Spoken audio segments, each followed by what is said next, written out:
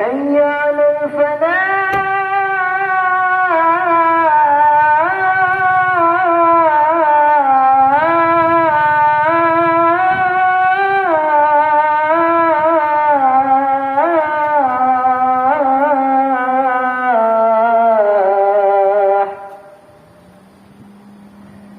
الله أكبر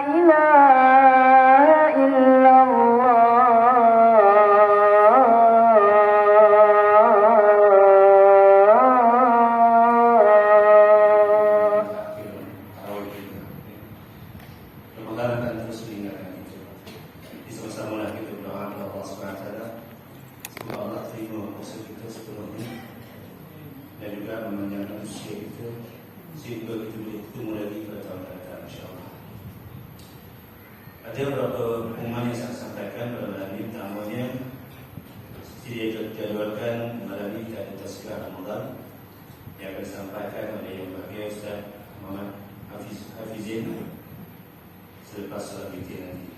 Jadi dengan itu tarawih kita datangkan pada malam ini. Yang keduanya, buku puasa kita masih sediakan sehingga esok sahaja, esok Khamis. Kalau ada kata hari Sabtu, Jumaat adalah kita boleh buka puasa kat Sarawak, kita boleh datang, tapi buat makan masing-masing lah, makan sama-sama kat Sarawak. Tapi kita dah sediakan dua dah lah untuk di Sarawak. Kita cuma berkata sampai esok petang sahaja. Yang ketiganya, kita menerima bidding daripada pihak JAIS yang memaklumkan bahawa esok akan berlaku fenomena gerhana matahari separa. Gerhana matahari separa dia akan berlaku sekitar 11:11:05 sehingga 12:47 tengah hari. Jadi kita dimohon untuk mendirikan solat gerhana matahari esok. Di siapa-siapa ada kelaparan boleh datang ke sini. Kita akan dirikan solat sunat gerhana matahari pada 11:30 pagi. Pukul 11:30 pagi pada esok hari.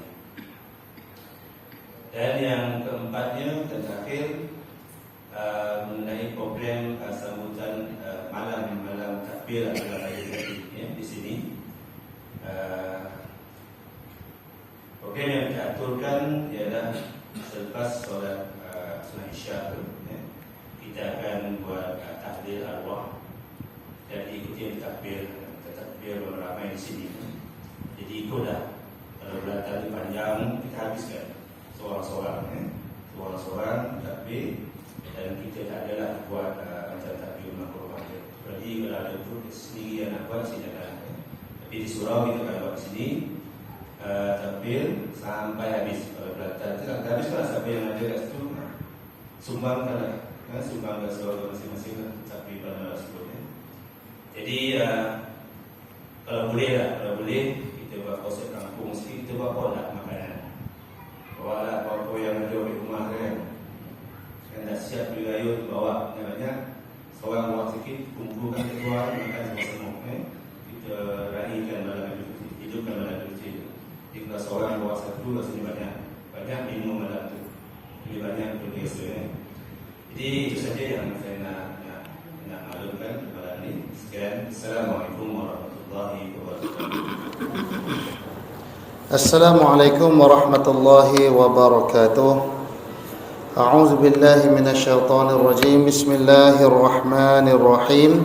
Alhamdulillahi rabbil alamin. Assalatu wassalamu ala sayyidina Muhammad asyrafil anbiya'i wal mursalin sayyidina Muhammadin wa ala alihi wa sahbihi rasulillahi ajma'in. Subhanaka la ilma lana illa ma 'allamtana innaka antal alimul hakim. Wala haula wala quwwata illa billahil aliyyil azim. Amma ba'du. Segala puji bagi Allah Subhanahu wa taala, Tuhan seru sekalian alam. Salawat dan juga salam buat junjungan besar baginda Nabi Muhammad sallallahu alaihi wasallam, ahli keluarga baginda beserta sekalian para sahabatnya.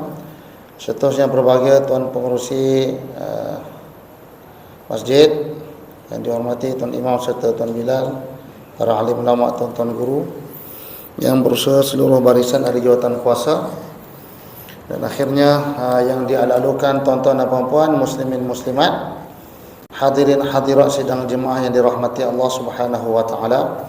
Alhamdulillah, kesyukuran kita panjatkan kehadirat Allah di atas limpahan anugerah pemberian daripada Allah jua. Maka pada malam ini kita sama-sama dapat berkumpul hari Rabu 19 April 2023 bersamaan dengan 29 Ramadan 1444 Hijrah.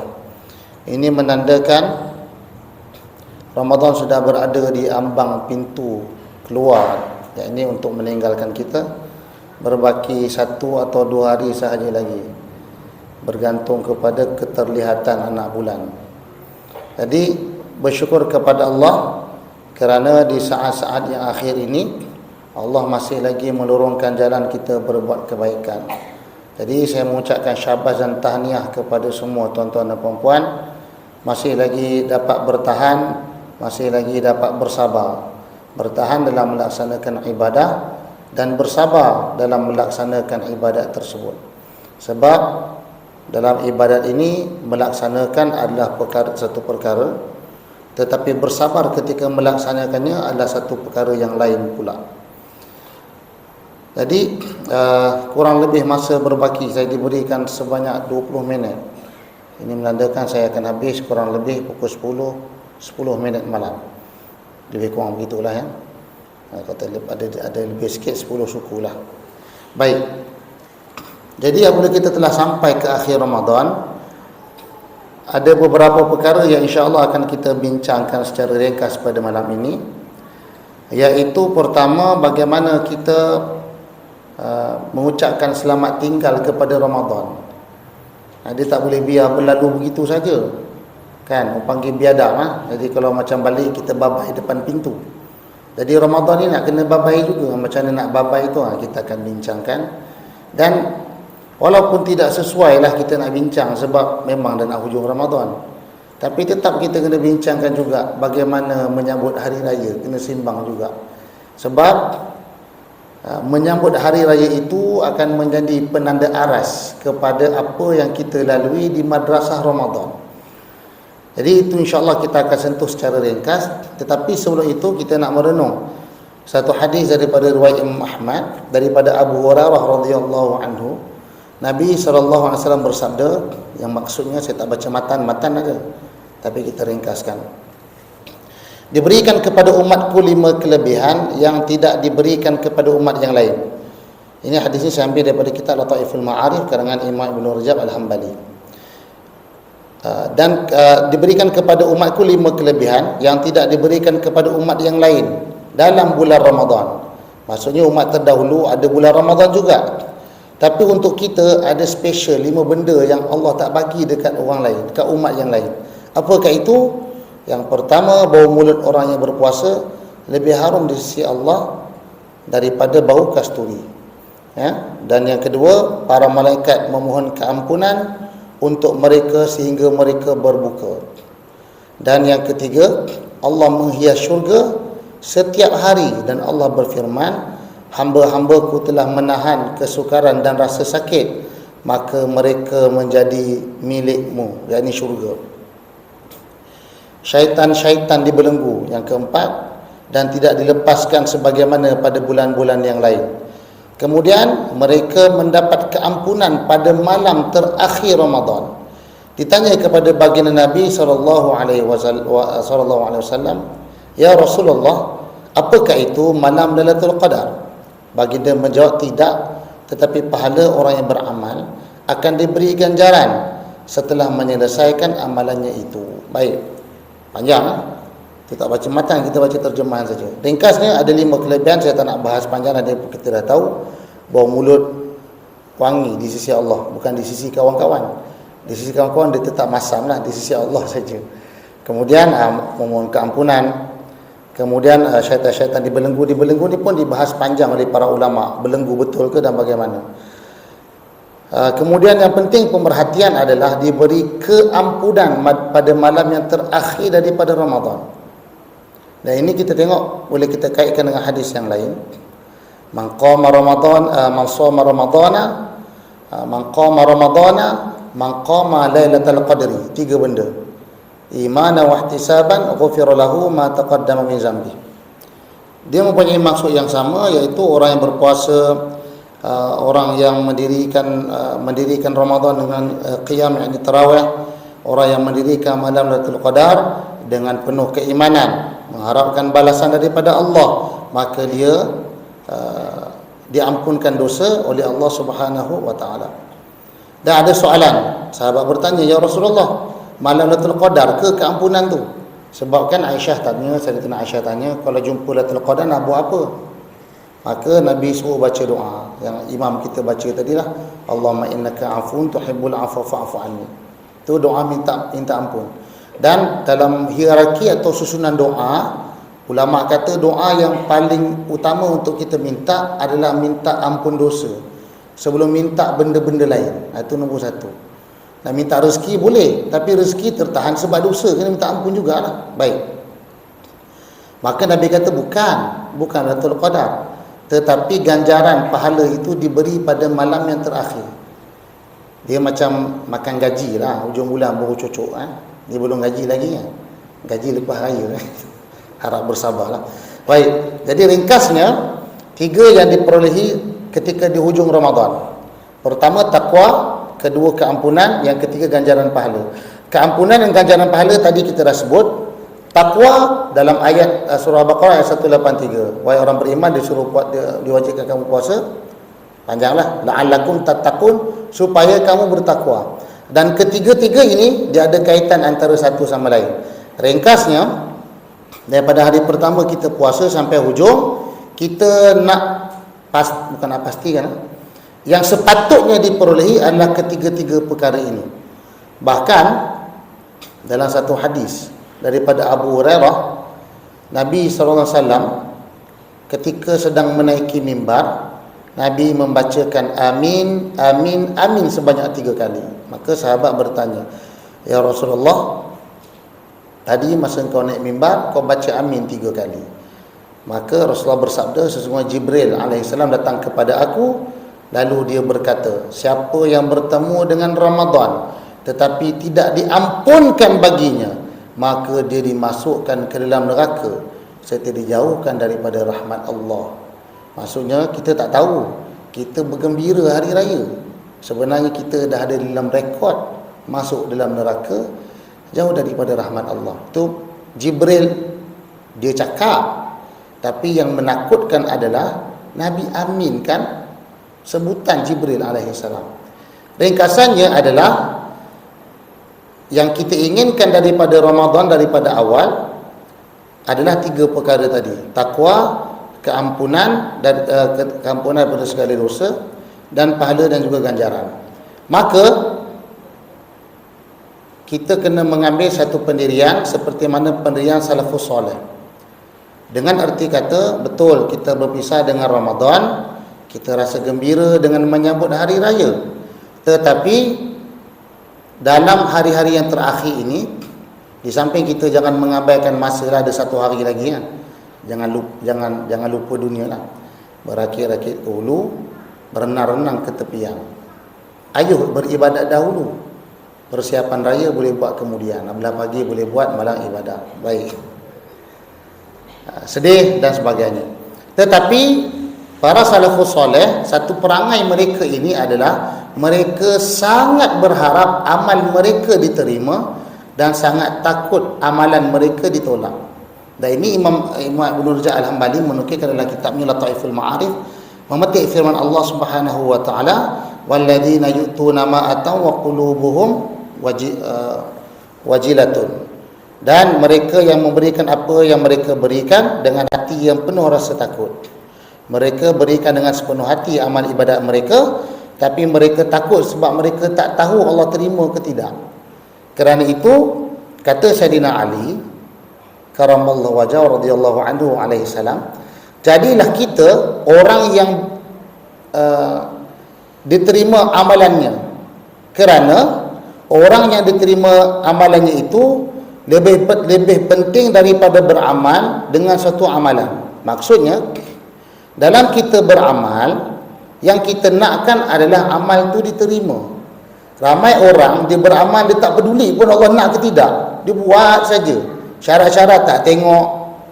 Orang pergi sebab ramai orang pergi, dah duduk dalam grup marhaban, tak pergi orang tanya, pergilah kan. Orang dah nampak kita depan rumah, dah balik kerja, kenapa tak datang? Tak ada kan, tak jawab, malu pula. Saya ni dah dalam rukun tetangga, kena datang dalam masjid. Jadi itu berkaitan dengan kedatangan itulah. Tetapi kata Sayyidina Ali, janganlah hanya beramal tapi tidak memerhatikan amal. Dalam berbuat kebaikan, kita disuruh untuk berharap amal kita itu diterima ataupun tidak. Sebab apakah syarat diterima amal? Dalam surah Al-Maidah ayat 27, qala innama yataqabbalullahu minal muttaqin. Ini kata Habil ketika korbannya diambil Allah, kan Habil yang ambil letak dia punya barang korban di atas bukit, Allah sambar yang Habil punya, sebab dia bagi yang bagus-bagus. Maka Allah hanya menerima amal daripada orang yang bertakwa. Ada kaitan balik nombor satu, kita nak amal diterima, tetapi syarat mesti bertakwa. Maka takwa itu boleh dapat dengan puasa. Dengan erti kata, kalau puasa tu susah, belum bertakwa lagi lah. Kalau orang dah memang bertakwa, puasa ni dia macam rehat-rehat saja, small pieces, tak ada masalah. Dia rasa relax, dia tak rasa tertekan, tak ada rasa stres, tak ada rasa takut dan sebagainya. Dan kata Fadhalah bin Ubaid, sekiranya aku mengetahui bahawa Allah menerima daripada amalan walaupun sebiji sawi besar amal tu, lebih aku suka daripada seluruh dunia dan seisinya. Maksudnya, kata Fadhalah bin Ubaid, seorang ulama, kalau Allah dia tahu Allah terima satu je amal dia, maka dia lagi suka. Sebab tuan-tuan dan puan dirahmati Allah, ya Allah terima amal kita ni, kita tak tahu yang mana satu. Sebab itu orang ada masuk syurga, kan, kisah perempuan zaman Bani Israel, seorang pelacur yang bagi minum anjing daripada kasutnya saja. Tak ada pun disebut lepas tu berhenti melacur ke, tak ada. Tapi dia masuk syurga dengan amalan bagi minum anjing daripada kasut dia. Dalam banyak-banyak amal, ya Allah nak ambil itu tak tahu mana satu. Ada satu hadis yang panjang. Muaz bin Jabal ditanya oleh seorang lelaki, seorang tabi'in, boleh tak bagi saya satu hadis yang kau dengar betul pada Nabi? Muaz menjerit dan menangis, terus pingsan. Terkejut orang tu. Lepas tu bila dah bangun, dia tanya soalan sama, menangis lagi. Kemudian dia baca satu hadis yang panjang, cerita pasal amalan yang diarak pergi ke langit. Kerana tak banyak, ada amalan macam pengantin perempuan, ada amalan macam bunyi lebah berzikir, ada amalan macam matahari, ada sangkut dekat langit pertama sebab ada riak, ada mengumpat, sampai 7 langit lepas, depan Allah dah sampai, tak ada ikhlas, Allah tolak balik. Jadi kalau tengok hadis tu, memang tak ada amalan pun Allah terima 1 sampai 30, memang tak ada, sangkut semua. Maka meninggalkan Ramadan, kita kena berharap Allah terimalah. Tapi macam mana nak cakap, kita kena bersangka baik dengan Allah, tapi jangan rasa selesa. Jangan tak, kalau tak terima Allah kan baik, betul lah. Tapi kalau tak ikut syarat, beribadat dengan sebab-sebab yang lain, maka itu boleh jadi amal tak diterima. Jadi seronok, tapi jangan seronok sangat lah, gitu sajalah. Itu cara kita berpisah dengan Ramadan. Dan kita berharap kita jumpa lagi Ramadan tahun depan. Itu yang kita nak. Baik, habis. Itu cerita bagaimana kita berpisah dengan Ramadan. Jangan, setengah orang kata janganlah gembira sangat. Tak boleh juga, kena gembira lah hari raya. Memang kena gembira, tetapi gembira tu jangan seronok sangat lah. Jangan seronok sangat, sebab terlalu gembira nanti berakhir dengan duka. Begitu. So hari ini kita, yang terakhir kita nak sentuh tentang bagaimana menyambut hari raya. Raya sebagai orang yang berjaya. Itu raya orang berjaya. Sebab bagi orang yang berpuasa penuh 30 Ramadan, hari yang 1 Syawal ni memang Allah suruh gembira, memang Allah suruh celebrate. Sebab itu hari raya diharamkan puasa. alim macam mana pun, hari itu tak boleh puasa. Sebab gembira sinonim dengan makan. Kan kita buat majlis mesti makan. Tak ada orang happy birthday to you, kek tak ada. Kenapa? Tak payah makan. Tak boleh. Dia mesti makan. Tenduri makan, syukuran makan, semua makan. Jadi bahkan zakat fitrah kita tu fungsinya bagi orang makan kan. Bagi orang yang tak ada makanan esok, sebab tu bayar malam ni dia harus, bayar malam raya wajib. Sebab ada orang malam ni dia tak perlukan makanan-makanan tu, tiba-tiba kena rompak ke apa tu, macam Alibaba hujan lapuk, habis licin kena kebas, 1 sen haram tak ada. Jadi esok nak makan apa? Maka dengan zakat fitrah, pagi raya dia boleh makan. Itu maksudnya. Jadi kena gembira jugalah. Jadi yang pertama, cara menyambut hari raya, bertakbir pada malam raya dan pagi raya.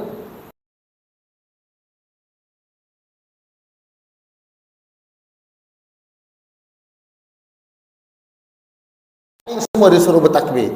Dan ini Allah sebut dalam Al-Quran, surah Al-Baqarah ayat 185, tuan-tuan boleh balik, buka dan tengok tafsirnya. Dan ia amalan bertakbir, amalan yang disyariatkan. Orang Islam, dia segala peristiwa berlaku dalam hidup dia, dia ada ucapan-ucapan yang telah digariskan. Dapat nikmat, Alhamdulillah. Dapat musibah, Innalillah. Seronok, takbir. Itu kaedah dia. Dia takbir ni bukan milik kumpulan-kumpulan tertentu. Dia semua orang punya takbir.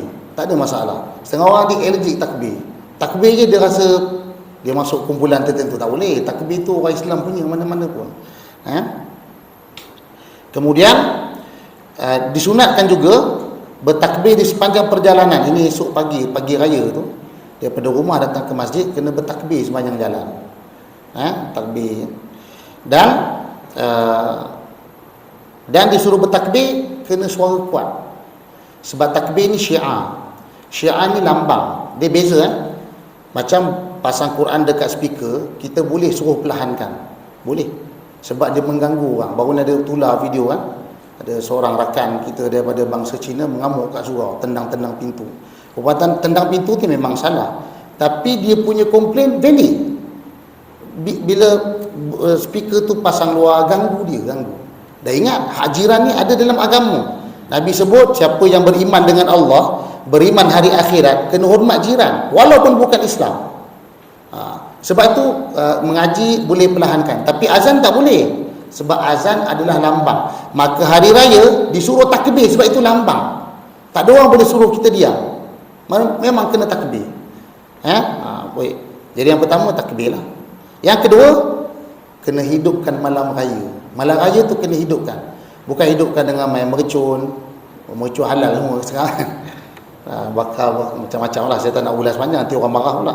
Maksudnya, kita menghidupkan malam dengan solat, berzikir, baca Al-Quran, bertasbih. Ada orang tak baca Quran sebab dah khatam hari tu kan. Dia kumpulan tadarus, dah khatam Ustaz, kan pelikat, kan batik semua dapat dah. Betul lah. Janganlah berhenti mengaji. Mengaji tu kena sambung. Ikutlah sambil ayam ketupat. Tapi orang ketupat tak anyam sekarang. Semua beli nona. Saya rebus. Kalau ada lagi lah menganyam-anyam tu, sambil menganyam, sambil bertasbih, berzikir. Kemudian ini ada hadisnya daripada riwayat Ibnu Majah.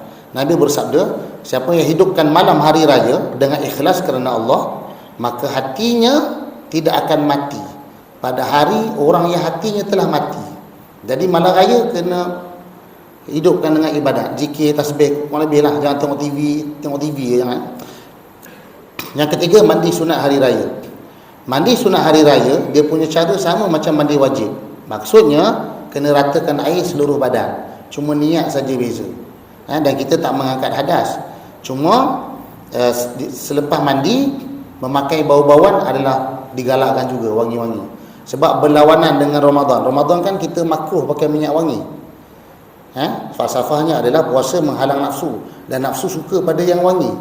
Maka tak pakai wangi. Tapi pagi raya sila berwangi-wangi. Cuma orang perempuan, wanginya sederhana saja. Kemudian dan ini sebut oleh Sayyidina Ali ketika ditanya tentang mandi yang diharuskan. Itu ada dalam hadis Imam Syafi'i, Musnad Syafi'i, saya tak nak ulas panjang. Kemudian yang keempat, memakai pakaian yang paling baik sekali. Sayyidina Hasan menyebutkan Rasulullah SAW mengajak kami memakai pakaian yang terbaik dan tercantik daripada apa yang kami miliki. Maksudnya tak semesti yang baru. Pakai yang paling cantik kita ada dalam almari. Tapi kalau beli baru apa salahnya, pakailah juga, tak ada masalah. Biasa satu hari banyak pakaian kan. Sekarang ada trend OOT kan, OOTD apa saya pun tak tahulah. Pagi lain, tengah hari lain, saya pun tak kerti. Kita kadang layan jugalah budak-budak. Tapi begitulah. Pakai pakaian yang paling baik. Sebab kenapa pakaian yang bagus? Menzahirkan kegembiraan. Orang kalau gembira, dia pakai baju-baju yang lawa. Betul? Sebab itu P.Ramlee masa nak menikah cari baju, butang baju Melayu. Kan? Sebab nak pakai yang paling bagus. Yang kelima, solat sunat hari raya. Solat sunat hari raya memang sunat, tapi sunat yang sangat digalakkan. Cuma sunat, ada ulama menyebutkan sunatnya berbeza makmum dengan imam. Makmum disunatkan sampai awal ke masjid supaya boleh bertakbir, tanya khabar dengan orang apa semua. Imam disunatkan datang lambat sikit, supaya jemaah sempat nak mingle, nak tegur siapa. Imam datang, masuk dah habis, kita nak semayang lah sekarang. Itu maksudnya. Tapi kalau imam jadi amil, tak boleh datang lambat lah. Nanti berkata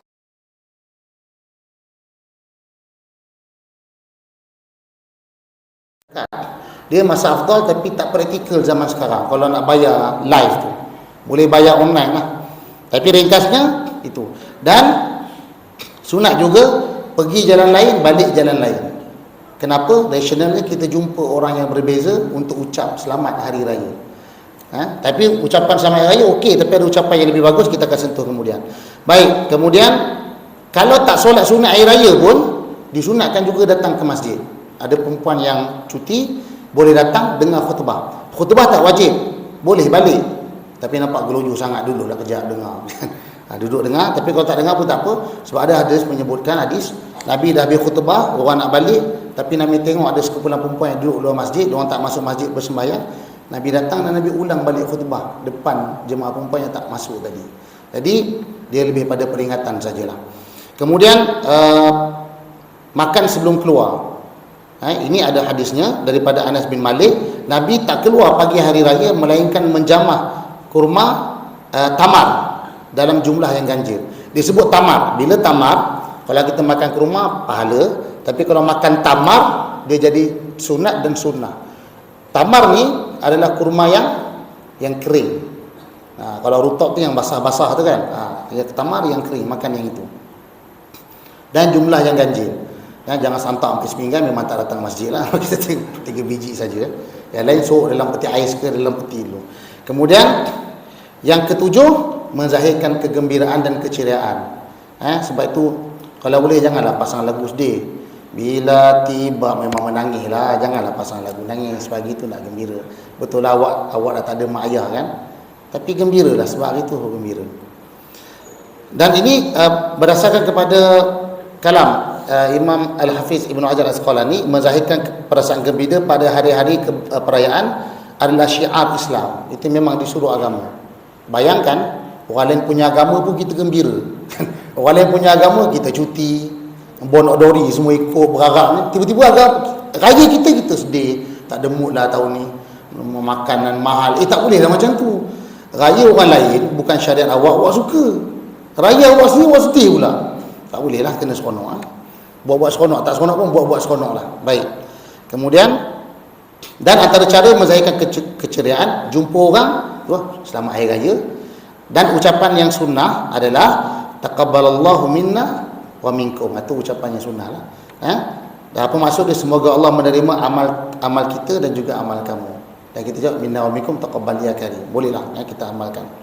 Kalau tak sebut yang tu pun boleh je selamat hari raya, selamat bercuti, ikutlah suka hati ikut bahasa yang Jawa-Jawa orang putih, congratulations, ikutlah masing-masing Kemudian yang ke-8, memberikan kelapangan kepada keluarga sudut belanja. Jadi hari tu kalau boleh makan tak payah masak, dapur tak payah berasap, beli saja.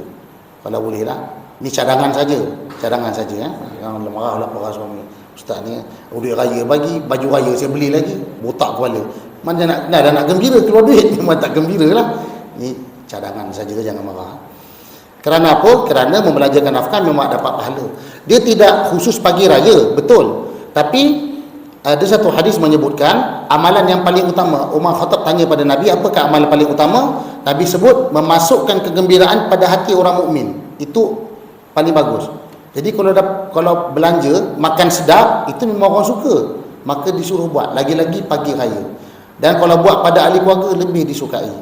Baik, itu yang ke-8. Melapangkan, memberi kelapangan keluarga segi makan-makan tadi, dan banyakkan sedekah. Ini kita panggil konsep duit raya tu kan. Cuma kalau dapat pahala maksimum, ambil 2. Bulan Ramadan bagi duit raya juga, raya pun bagi duit raya. Ni padan muka. Sebab apa? Raya dapat pahala. Kalau kita sedekah pada bulan Ramadan jadi pahala zakat. Bagi RM1 pahala zakat. Bukan senang nak dapat. Yang kedua, bagi hari raya dapat pahala lagi. Saya rasa Lilas panggil kot minggu bulan depan, tahun depan pagi raya botak kepala. Baik. Cuma cadangan bagi duit raya, jangan sampai paksa diri. Macam saya lah, saya bagi, kalau saya sendiri, saya sampul saya semua RM1. Peduli lah nak sapu bagi RM1. Kalau saudara mara dekat saya bagilah RM2, RM3 lah. Tapi yang lain saya bagi RM1 je. Nak tak nak, take it or leave it lah RM1 tu. Tak suka tak suka kan. Tapi bagi kita lah, kalau shilling nampak sangat Cuma kita pesan pada anak-anak kita, kalau dapat jangan berumut lah, RM1 pun duit kan, gembira. Lepas tu beradab lah, jangan koyak depan tuan rumah, jangan sebagainya, simpan dulu. Kemudian yang ke-9, jaga ikhtilat. Laki perempuan tolong jaga ikhtilat. Saudara mara, sepupu sepapat tolong jangan bersentuhan. Kalau rumah tu lah, orang kecoh sekarang kan, duduk balik rumah mak tapi sewa hotel, itu ada rasional dia betul, sebab kita tak nak bercampur aurat dan sebagainya. Kalau boleh sepatutnya kita elak lah, dan kalau lelaki perempuan jangan bersentuhan. Kemudian yang ke-10, berpuasa sunat. Ini yang paling penting. Puasa sunat 6 hari pada bulan Syawal. Ini adalah dia punya hadis-hadisnya. Cuma kalau ada orang kata makruh, ada pendapat kata makruh. Ini pendapat Imam Malik. Dia kata makruh puasa 6. Cuma pendapatnya itu kerana bimbang orang jahil yang berpuasa pada bulan Syawal diingat puasa tu bulan Ramadan lagi, yang macam benda tu wajib. Tidak. Ini dibahas panjang, siapa tak nak bahas. Kalau ada orang dia tak nak puasa sebab dia kata makruh, suka hati dia lah. Itu masalah dia. Sebab dia pegang pada mazhab Imam Malik. Cuma kata para ulama, antara tanda puasa kita diterima pada bulan Ramadan adalah kita berpuasa pada 6 Syawal. Saya tak kata yang tak puasa 6 Syawal tu Allah tak terima puasa, saya akan marah pula. Bukan. Antara tanda. Kalau tak buat tak ada tanda lah. Kau tak puasa kenapa? Tak ada tanda. Tak ada tanda. Jadi begitulah, kurang lebih begitulah. Sebab ini Imam Ibn Rajab Al-Hambali sebut dalam Taiful Ma'arif, tanda puasa Ramadan diterima adalah berpuasa pada bulan Syawal. Tak puas hati, beli kitab tu marah kat dia. Jadi tuan-tuan, saya cukup setakat ni, lebih masa dah, ambil 5 minit lagi. Jadi tuan-tuan dan puan yang dirahmati Allah Subhanahu wa taala, Jamadil awal, Jamadil akhir, kemudian Rajab dan juga Syaban. Ramadan berkat hampir berakhir. Moga bertemu lagi tahun hadapan. Pagi subuh takbir bergema, solat subuh mesti berniat. Hari raya dah hampir tiba, janganlah disambut dengan maksiat. Segak bergaya, teruna dan duda, cantik menawan, janda dan dara. Puasa sebulan kita dah cuba, puasa Syawal, ayo kita jadi juara. Jadi saya kira cukup setakat tu pada perkongsian kali ini. Kita jumpalah pada bulan-bulan yang akan datang untuk kuliah bulanan. Bulan ni tak ada ke? Bulan ni sempat dah, hujung bulan. Ke raya lagi? Raya sebulan. Wallahu a'lam bisawab. Yang baik daripada Allah, yang kurang kelemahan dan kejahilan orang yang bercakap. Bismillahirrahmanirrahim. Alhamdulillahirabbil alamin, al-aqibatu lil muttaqin, wa la udwana illa 'alal zalimin. Assalatu wassalamu ala sayyidina Muhammad khatamin nabiyyin wa ala ashabi rasulillahi ajmain. Allahumma ighfir lana dhunubana wa liwalidina warhamna kama rabbana shighara. Allahumma barik lana fi syahr Ramadan wa ballighna warzuqna lailatal qadri. Wa sallallahu ala sayyidina Muhammad wa ala sahbihi baraka wa sallama taslima katsira. Walhamdulillahirabbil alamin. Assalamualaikum warahmatullahi wabarakatuh.